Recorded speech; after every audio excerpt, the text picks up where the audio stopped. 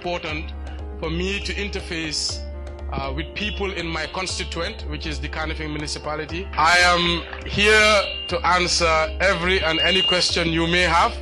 I am today at your service. Thank you.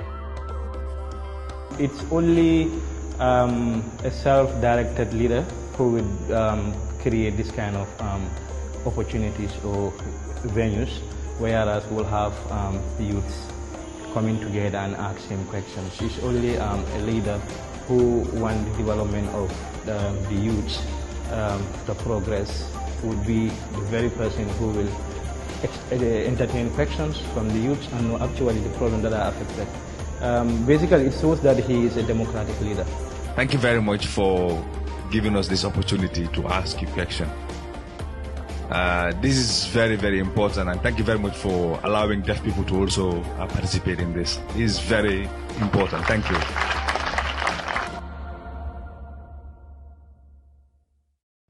The Lord Mayor of the Kmc Municipality Council, Talib Ahmed Bensouda.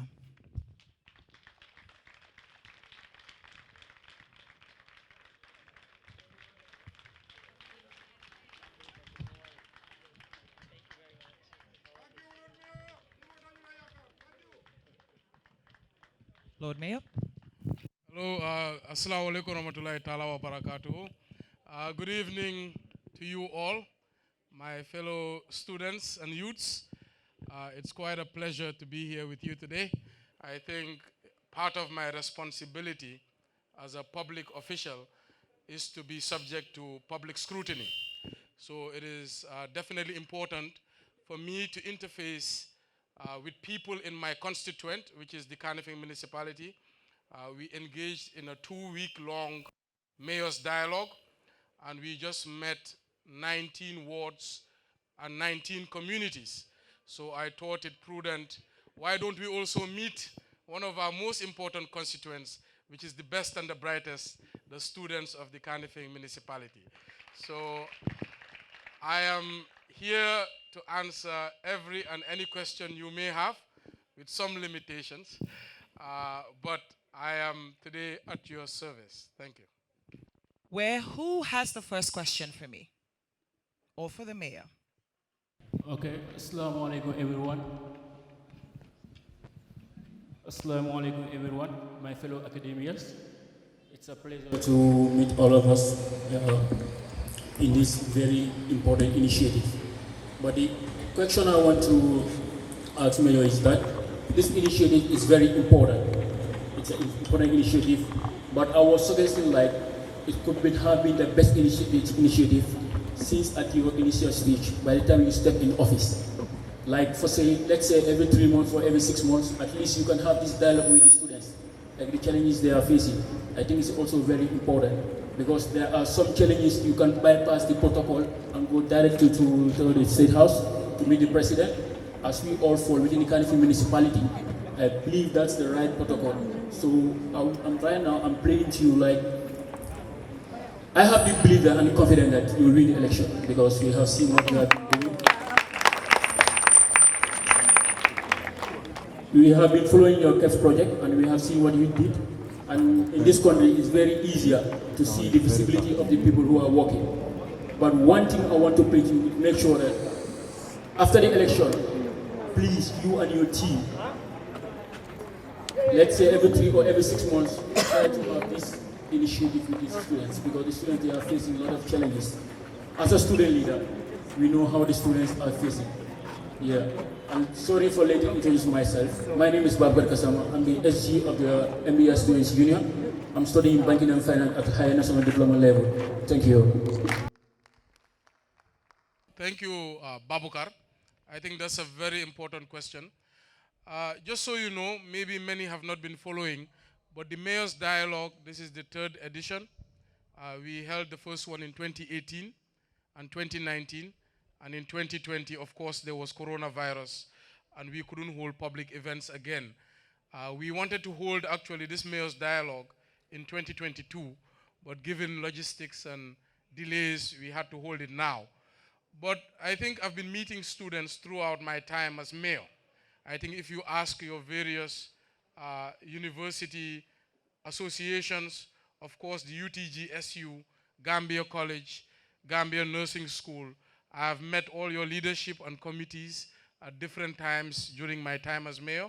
But this idea, having it as a general interface, is a novel idea for Gambia. So in this edition of the Mayor's Dialogue, we thought we would add it, but I think that's a great suggestion. I think this is something we will look to be doing in the foreseeable future. Thank you for that. Dolba fala satele dumping side taraji dolba fala dumping side wala sate taraji barbiri ata fa kuma da futata jada kande ala karola wala sai jada dumping side na da fa sai jada kande amantora ita nila mola na bado sansandiro la cool ale min plan dola sota wo dula la cool. Thank you so much. I think that's a very important question. I think that's a very important question about the Bakote Dome site. Of course, Bakote Dome site is by far the biggest health crisis in the Gambia. And as he rightly said, is by a school, is surrounded by a community, is surrounded by SOS, Save Our Souls, which is a children's orphanage. The Bakote Dome site, unfortunately, cannot be solved completely by the Kmc Municipal Council. The reason being, local councils cannot allocate land. We are not responsible for land management. That mandate and that right and that legality is under the Ministry of Lands and Local Government. So since we came into office, I think what you really want to know is what strides and what steps have we taken to try to locate the dump site. And just also, we just don't want to relocate it. We want it to be in a place where it's remote, one. Two, it is not just a dump site, but an engineered landfill. So the Bakote dump site faces what in the Western world they call the NIMBY problem, not in my backyard. Today, if we take the Bakote dump site away from KMC, who would like the Bakote dump site in their neighborhood? Would you like it in West Coast region, in Jabang, in Birkama? Nobody wants it. So the right thing for government to do is to come up with a strategy to ensure that when we do close Bakote, we come up with what we call an engineered landfill. So the dump site, if it's to maintain or remain, should be changed from a dump site to what they call a transfer station. I know you're the health minister, and you probably know some environmental studies. Transfer stations are locations where waste is taken to, sorted, recycled, and what cannot be reused is transferred to an engineered landfill where it is buried correctly. Buried correctly in the sense, when they dig a hole, they create a membrane. The membrane in some countries they create it with clay. In other countries they create it with a film. The reason being, over time, as that waste decomposes, the leachage doesn't go down and poison the water table. So with Bakote dump site, what we are facing is a risk of the water table for up to 5 kilometers radius being poisoned. This is water you are drinking from your wells. This is water you are showering in. And who knows, many deaths are happening in Gambia, and the autopsy report is not concluded or conclusive. It may be as a result of chemicals being thrown into the water table by the Bakote dump site. So we have engaged government, we have engaged the West Coast region. We created a task force. This task force, Banjul City Council was there, KMC was there, BAC, and Ministry of Environment, and of course, Ministry of Lands and Local Government. We identified 3 sites. This was in 2019. And the site they eventually chose as the appropriate site to transfer the Bakote dump site or to create an engineered landfill was Faraba. But we all know the history in Faraba with Gambia government. So when the community was engaged, they rejected it. And for this reason, we as a local council don't have the power to transfer the Bakote dump site. As you know, KMC is also the most urbanized municipality. It is the most built-up municipality. There is no remote lands. So this is solely the responsibility of the Ministry of Lands and Local Government. But for the past 5 years, we've been advocating that they must take this step. Because the Bakote dump site, as we speak, is having a lot of flooding problems now during the rainy season. because it's full to capacity. In the dry season, it is burning. It is disturbing the health of the entire community of Bakote, Manjai, and Dipakunda. So we need it moved. It is overdue. It is long overdue. But this is now at the table of the Ministry of Lands of Local Government. My name is Amadou Sane. I'm a student of MDI, studying foreign diplomacy and international relations. Lord Mayor, I have so many questions for you. And I believe today is my great day to face you. But I will give you two questions. We have Mbalit project. And that Mbalit project is the most talked about in this municipality. Here in KMC, we are paying tax. We are paying house rate. But this Mbalit project, the KMC is collecting money. And my question is, what are those money is used for? The second question is, since ministerial post is a political appointment, and you are in a different political party with the ruling government, what is your relationship with the Minister of Local Government and Lands? Since you've made mention that the council is not responsible to allocate lands for the dump site, what is your relationship with the local Minister of Local Government and Lands, since you are in a different political party? Thank you, Amadou. I think that's a very important question. If I may just say, the Mbalit project is the most talked about project in the municipality because it's the greatest project this municipality has ever embarked on. As you have seen with the latest CEPRAS survey, 4% of Birkama Area Council residents say their waste is being collected by the council. Imagine 4%. In KMC is above 70%.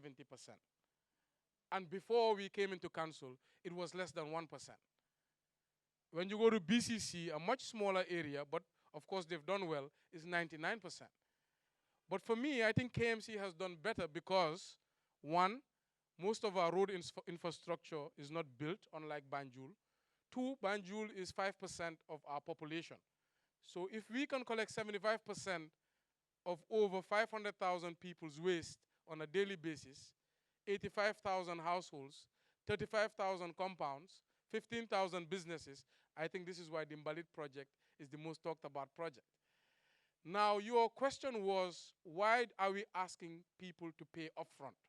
Now, when we were coming up with this project, remember, we came from a position of weakness, a position of desperation, because we did not find anything on the ground.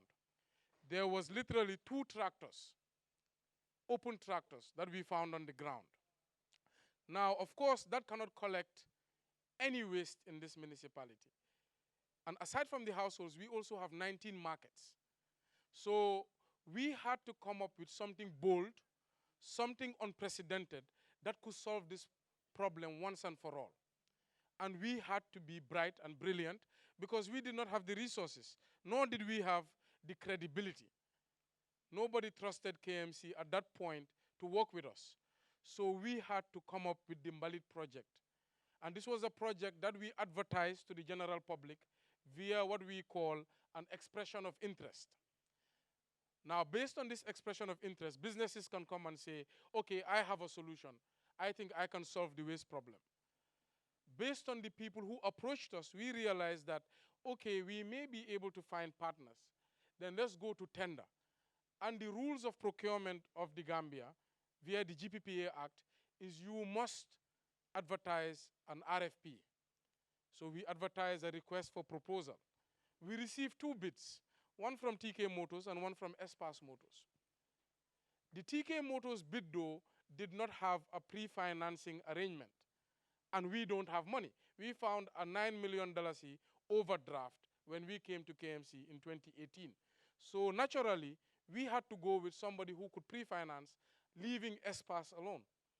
So Espas went into negotiations with our contracts committee, I'm sorry for taking a long route, but I just want you guys to appreciate the context of the Mbalit project.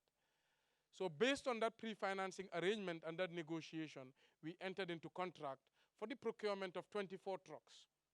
Every ward is allocated one, plus 4 trucks that would do general service for public areas and public institutions. So this is how it started. Now, how do we pay for this project? Where 80% of KMC residents are non-compliant when it comes to their property rates. Many people will tell you they pay their rates. I dare you to ask them for their receipt. They cannot produce it. We are only able to collect about 20% of people's property rates. And the reason being is what is wrong with Gambia in general. 40 years ago, 50 years ago, addresses were not instituted. Urban planning was not conducted very well. So if you do not know where somebody lives, who owns a certain property, it will be very difficult to collect taxes effectively from that person. And this is the same problem utilities companies are facing. This is the same problem telecoms is facing. This is the same problem most businesses are facing. Remember, when you were younger, probably not you, because you are very young, but in the 80s, Gambia had a billing system. People who are in their 40s now will remember that Gamtel used to give you bills. NAWEC used to give you electricity bills. How come today everybody is paying prepaid? It's because there's no addressing system. You cannot trace bill payers. I remember about 10 to 15 years ago, NAWEC had areas, Gamtel had areas of up to $2 billion in unpaid bills. So this is why utilities now, for example, cash power, you have to pay to get service. Same as with your telephone. You have to buy credit to be able to make calls.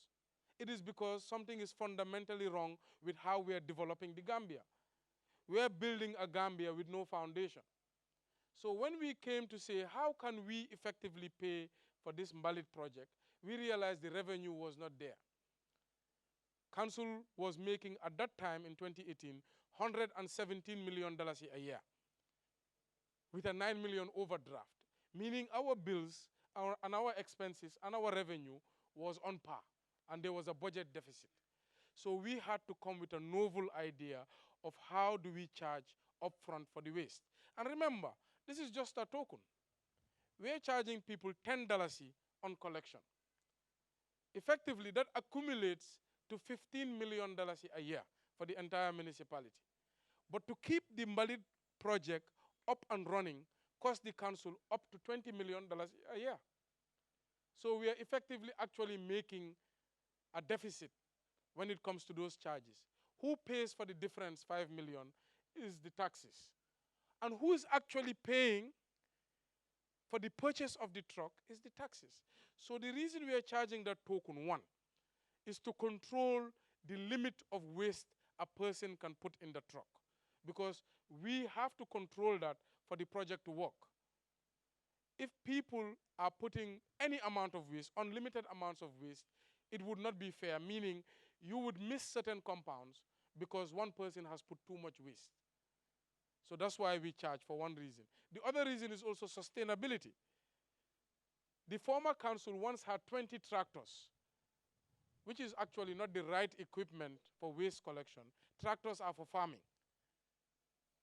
Because for one, when you use a tractor, as it goes, it will drop waste on the highway. For two, it has a very limited capacity. Three, it stenches the entire environment when it passes. So that's the wrong equipment. But remember, the council once had tractors. How come when we came into office, they were not there? Sustainability. We do not want a time where we leave office, another person comes and has to start from scratch. That is not progress.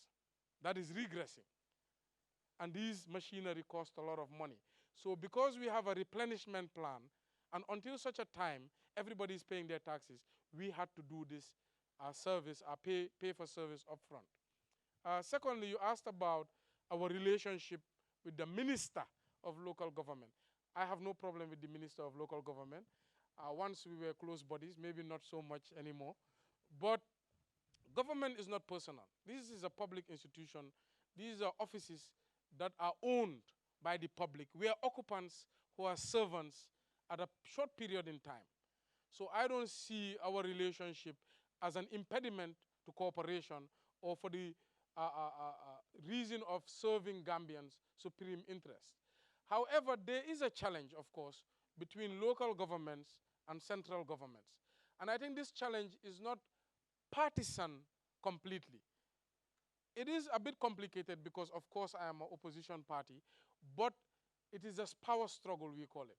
Because remember, in the time of a mayor called Lai Conte, he was the same party with the president of the day, and they were fighting on a daily basis. So this is Gambia's democratic system maturing. In our constitution, it recognizes pluralism. What that is Gambia's governance system recognizes many authorities and decentralization and devolution of power.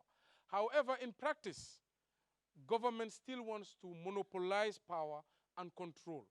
And this is the struggle that councils encounter on a daily basis. I think it is just Gambian institutions or Gambia government maturing and understanding that they cannot do the heavy lifting alone. They need councils to also develop their communities as they develop the macro issues. I hope that answers your question. Good evening, everyone here.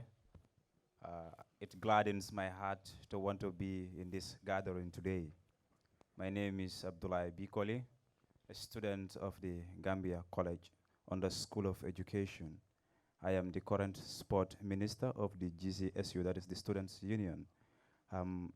Following the histories of this gentleman sitting here before us, when I was told today that we're supposed to meet you as a college students union, I make some rigorous studies about his developmental plans on this very much region, which is KMC.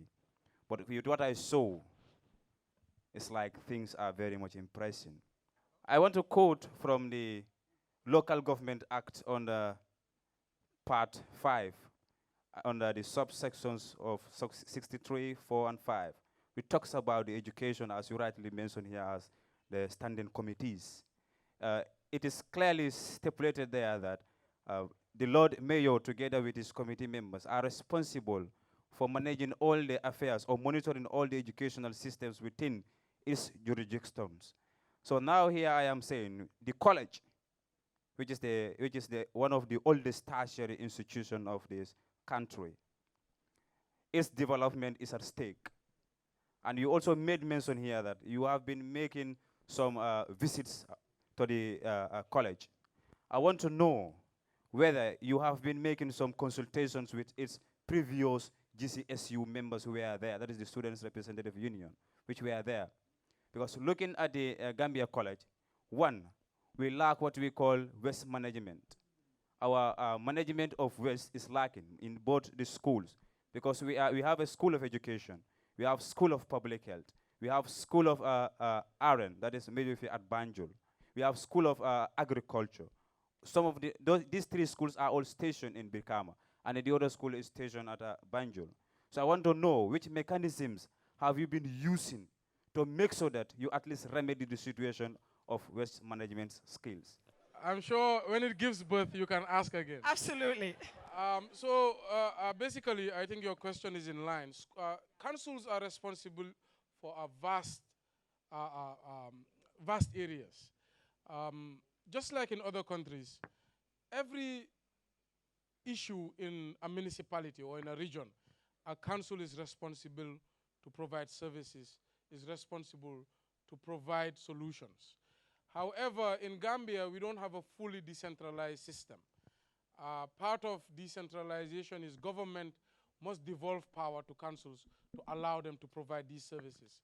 As you know well, the education sector is completely monopolized by the Ministry of Education. And of course, there's the basic education and there's the higher education. I think that is responsible for universities. So I think one of the things that the decentralization policy was trying to promote was that government should empower councils, resource councils, make sure councils are capacitized to take care of some of these local issues, such as schooling. Now, how we work around it, like I said, we have an education committee. We cannot completely solve the issues of universities or interfere in their management and the running of these universities. However, we do provide support services. So for example, if your student union or student body or association was to go to a field trip to Dakar, we do sometimes support in the logistics, sometimes support monetarily. It might not be enough, but it is what the council is able to do. Now, in the sense that you would like council to support as far as waste management is concerned, I believe we do. If we don't, that would be a surprise. However, I was at the the MDI over, I think 2 weeks ago, and I spoke to some of the students about how they manage the waste within the school. They found it necessary to conduct a set-setal within the campus. And I thought that was quite surprising, given that these are students who are supposed to be progressives, who are supposed to be the leaders of tomorrow. You should not really be having littering at the campus level. So they had an issue where students were littering all over the place, and they had to conduct a set-setal to clean it up. So I think the relationship you have with waste is quite critical to the future of Gambia, because you're the future leaders. You're the ones to come up with environmental policies. You're the ones to become the Minister of Environment, etc. So I think that needs to be looked at. As far as how we support the campuses within the municipality, I believe MDI, a couple of years ago, we gave them a few hundred bins to help them with their waste management. And I think to date, we do collect their waste. Maybe because you come from Birkama, that's why you have different issues. But for KMC, I think we are ahead, like as far as the survey is concerned. Thank you. My question is, as a business student, the unregulated market that we are having, what I want to know is, can the mayor do something about it? Because what I know is that as a leader, you must have some strategy when there is unregulated market to force the sellers to reduce their prices. So which I am not seeing in our region. So I want to hear from my mayor, what are some of the things that he can do about this unregulated market? It is really, I wish I could do much about it, because even myself, I am suffering from inflation. The demands at the house is increasing every month. But I think this is the responsibility of government. Regulation of prices in a market is government's responsibility. That is not something we can do. I think this GCC, Gambia Competitive Commission, I think that's the agency that deals with price regulation. And I think it's something that government should intervene in, because of course we are a country that has a lot of self-employed people and with very low incomes. And one way to protect them, of course, is to provide price ceilings on basics, either through subsidies or etc. I believe in fuel, government says they are providing subsidies, but I think it should be widespread, because many people, of course, are suffering, and they, of course, rely on remittances for their day-to-day. Unfortunately, as far as the laws of the Gambia are concerned, councils do not have power to interfere in prices of basic commodities. My question is, Mr. Lord Mayor, if you are elected into office, what are the plans that you have for the health facilities within your municipality, particularly in provision of ambulance service and paramedics? I think as far as health facilities are concerned, it's the same answer with the education. Health is monopolized by the Ministry of Health. However, we do support. I think 3 months back, the council donated 9 ambulances to about 9 community clinics. So I think this is unprecedented, and we will continue to provide as much support as possible. Just this morning, we gave a donation to Serakunda Hospital, including wheelchairs, sanitary napkins, adult diapers, etc. The women councillor just represented us. So with every opportunity we have, with all the partners we can get, we will continue to support the health of the community. Good evening, everyone. Good evening, Mayor. My name is Awambay. I am a student of MDI, studying IR, International Relations. Well, Mayor, when I was coming here today, I met with a woman. I told her that I am going to meet the mayor for the first time, that we are having a interface communication with the mayor. What she told me was that she's very annoyed with you because you said that you are going to remove them on where they used to sit and make sales. That is around Serekunda Market. So I want to ask, you as the mayor and you are planning for another mandate, how are you going to tackle your differences with people that are having issues with the plans that you have in the future? Can you please answer that question for us?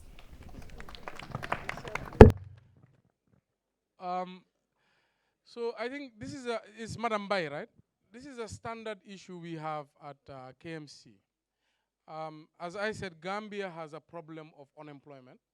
Most people are self-employed, and they would like to go where it's easiest to make an income. And unfortunately, most times, the areas they do choose are areas that are not for selling. And these are pedestrian walkways, these are feeder roads, these are in front of people's compounds. So it is a big challenge, especially around market areas. And for the residents of Bartes, for example, London Corner, we have a big push and pull. Vendors want to leave markets and sell on streets. And of course, residences don't want people to sell in front of their houses. Shops don't want people to sell in front of their businesses. So it's a matter of what is the law and what is best for the greater good. Because one problem we do face in Serekunda, for example, one vendor will leave the market and go sell on the street.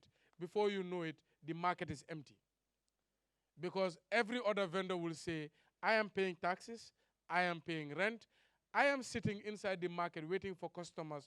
Why should another person leave the premises of the market and go capture the customers on the street? Meaning the customers never enter the market. So it's a very complex problem.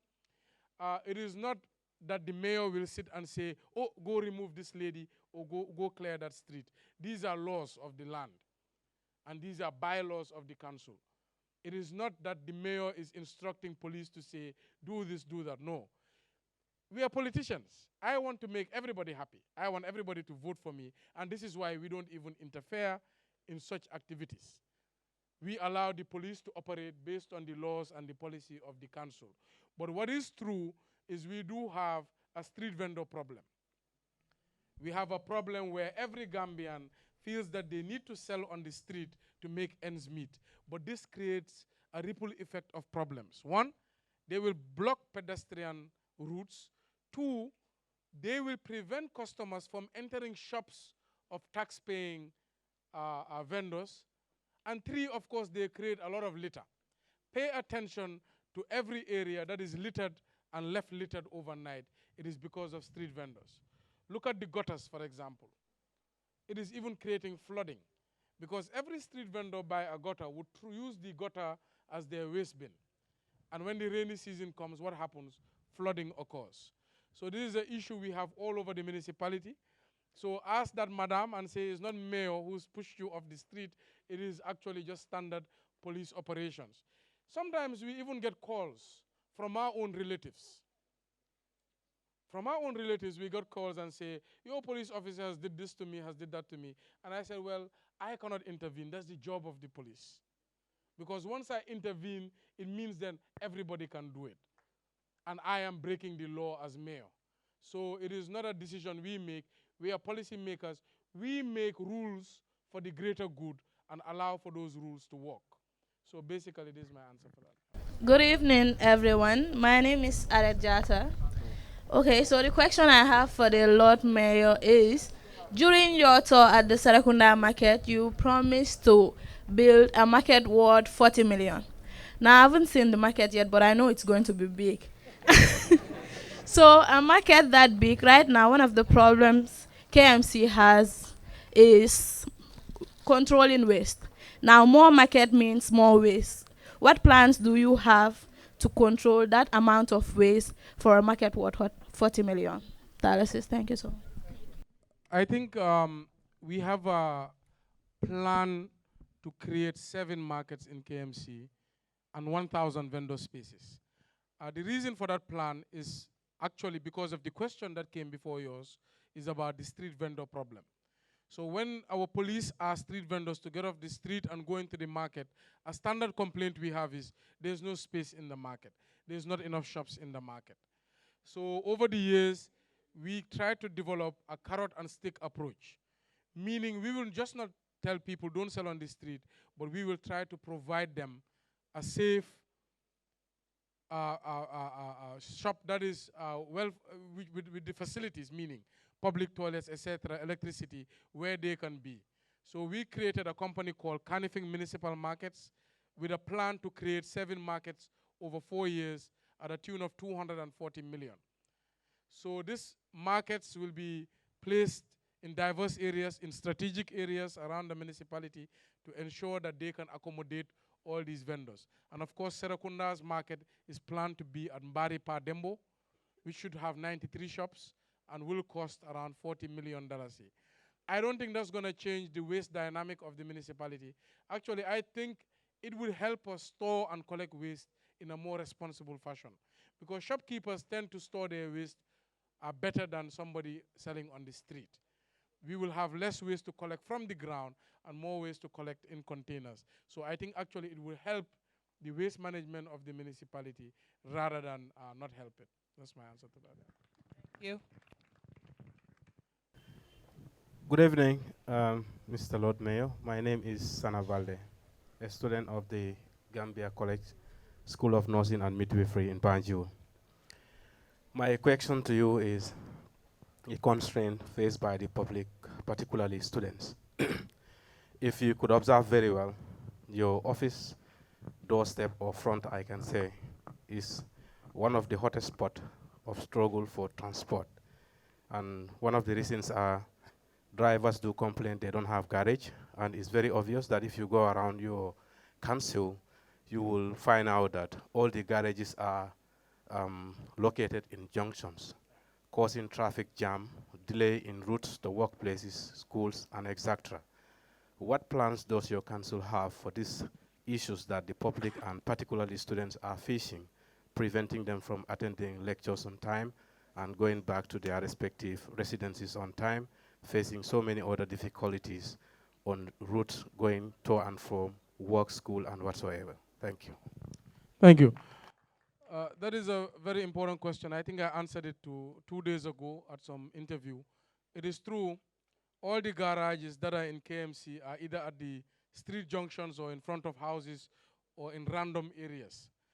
Over the years, there has not been the creation of garages around the municipality, meaning well-structured garages with proper infrastructure.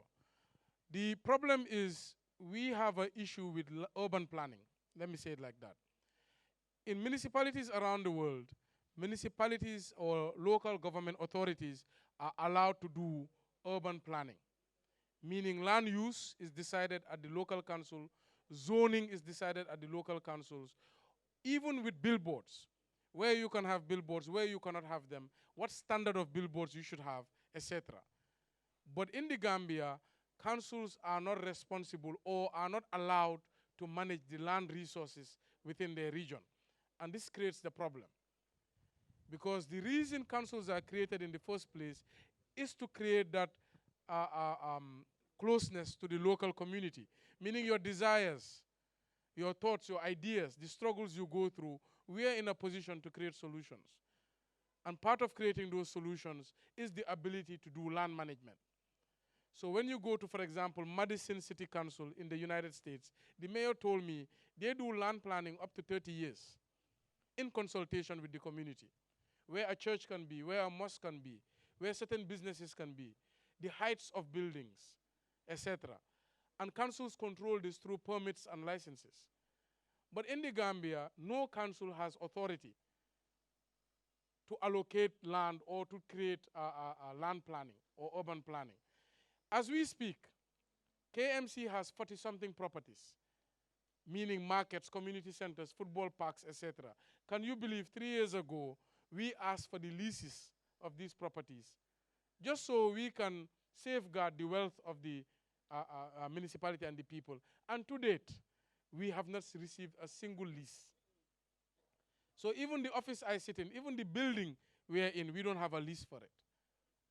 And this is what we talk about as far as devolution of power is concerned. Today, if I cannot even get a lease for the very building I sit in, or for the very market I own, or the football field I own, how can I create car parks? How can I create new resources for people? How can I create new services that depend on land resources? It's not possible. Also, when the OIC project started, and when we came into office in 2018, we had a consultation meeting about roads they intended to build within the municipality. One of the major problems that came up was car sellers and mechanics on the areas of roads they were supposed to expand. And we came up with a plan through a task force we developed. The Ministry of Infrastructure was there, Works and Transport was there, the Ministry of Lands was there, OIC Secretariat was there, the Secretary General's office from the State House was there. We identified 3 areas we thought would make perfect garages. One was in Abuko, one was in Kamalo. These are border areas to KMC, and one was central in Kotu. However, this plan was killed at some point by the Ministry of Lands and Local Government, i.e. they had other plans for those lands. So without the control at the local government authority, because we are directly answerable to the people, it would be very difficult for us to create services or manage resources that could plow back benefits to the people. So we do want to create garages. We believe there's termination points in the municipality. Like I said, when you're leaving our municipality going to Banjul or coming through our municipality from Banjul, that's the Kamalo area, and of course Abuko. And we wanted a central one that where cars can park for transit. But without control over our own land resources, this is not possible.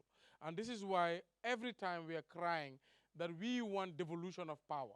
We want the Constitution to be amended, or the Local Government Act, sorry, not the Constitution, the Local Government Act to be amended to give more power to councils to manage their affairs and the resources within their borders. Thank you. Assalamu alaikum wa rahmatullahi wa barakatuh. My name is Tida Jaite, a student from Hadigala College. I am studying CHN, Community Health Nurse. My question goes, it's concerned about the entrepreneurs in the Gambia, because we are students, but we are doing business. But the market, the shops in the market are very expensive, because I've once been to Latrikunda. I asked about the shop, they said 49,000, and I'm a student. I'm struggling to work on my business while studying, and also I have seen that I cannot pay that, but I really, really need a shop to work on myself and then to have myself and any other things that I need. So I want you to tell us, how are you going to work on that so that the price of the shops can reduce, because it's very costly. Thank you. Madam Jaite, I think Latrikunda Sabeji market is perhaps our most expensive market. I was there just 3 days ago, and we heard these complaints. And actually, it's at the committee level right now to look at the prices again. I think when you go to Serakunda, being a more cosmopolitan area, more a busy area, is cheaper than Latrikunda Sabeji. So I can assure you, as we speak, is at the committee level being looked at. I was just there 2 days ago at the market itself, and we did hear these complaints. The youth councillor is here, Kemo Bojang.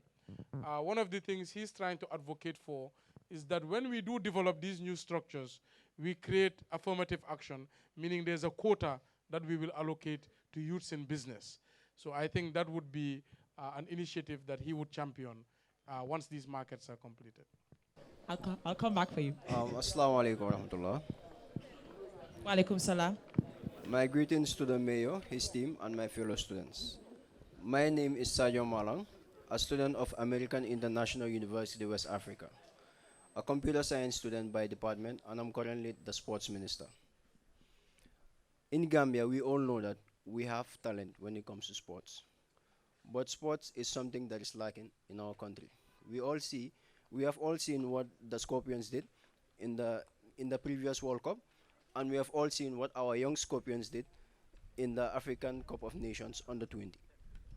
So, Mr. Mayor, my question is, I have seen, according to some of your plans, you are building 7 mini parks and renovating some. And I think you have successfully built the one at traffic light around Bakau area, which we really appreciate and we recommend you for. However, there are other projects that foundation stones have been laid, like for instance the one at Serekunda West Mini Stadium. That was back in December 2020, December 2022, last year. But still we have seen no progress so far. I wonder why. And my question is, when it comes to students, we have problems in accessing these sports facilities. Okay, being that it's either not available or at a very high cost. So, what can you and your team do to help students like us to have fully access to these facilities in order to be able to host sports events? Because we all know that sports in Gambia, if the government is willing to invest, is something that is going to take our country forward. Thank you. Thank you so much. I think your question is perfect. It's a good question. As you rightly said, Gambia has a lot of talented youths with natural skill. However, they don't have the facilities that will enable them to nurture and hone those skills to perfection. And this is why we do very well in tournaments, but when we go at the very competitive level, somehow we cannot pull it off. Because at that level, that is where the training comes in. That is where finishing, that is where the details come in. And you need these facilities to be able to hone your skills to the very highest of levels. So as a council, of course, we are not the Ministry of Sports, but we have a responsibility when it comes, of course, to sports within our region. So we are doing our part. There are parks that the council owns, but does not operate. And this is the zones. So Serekunda East, Serekunda West, Bakau, Serekunda Central, Manjai. These are the 5 zones in KMC. But a long time ago, the council management of these zones was handed to local sporting committees that are elected by the teams of that zone. So the council does not have much say as far as the management of sports. However, we have a say in terms of facilities. So recently what we've been trying to do, we've been looking at the facilities these zones own and to see how we can bring development there. Of course, we don't have the money to say we can build mini stadiums, so we are leveraging on partnerships. Now, the other 7 parks, I know a lot of people are saying, hey, Mayor, mi nge jehal heri si deka bi, mi nge def foundation stone, election mi nge ñew. No, what people fail to understand is, I am a mayor still. I still am in my first term. Just because I am going for election doesn't mean I have to stop working. I am still on people's time. The projects we are doing have phases. We laid a foundation stone for the library. That was phase 1. Nobody said we are doing it for politics. The library is almost done. We distributed 10,000 household bins.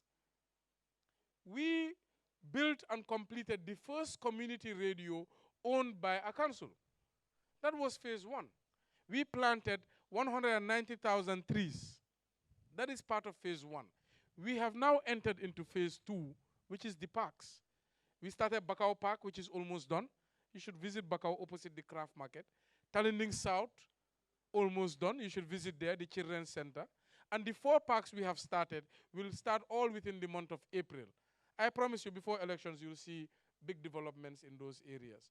So we are not working according to an election timeline. We are working according to our mandate and our responsibility to the people. So I assure you, as far as the council is concerned, we are doing everything within our power to leverage on partnerships, to leverage on your taxpayers' money, to leverage on international grants to bring you facilities that will improve sports within our region.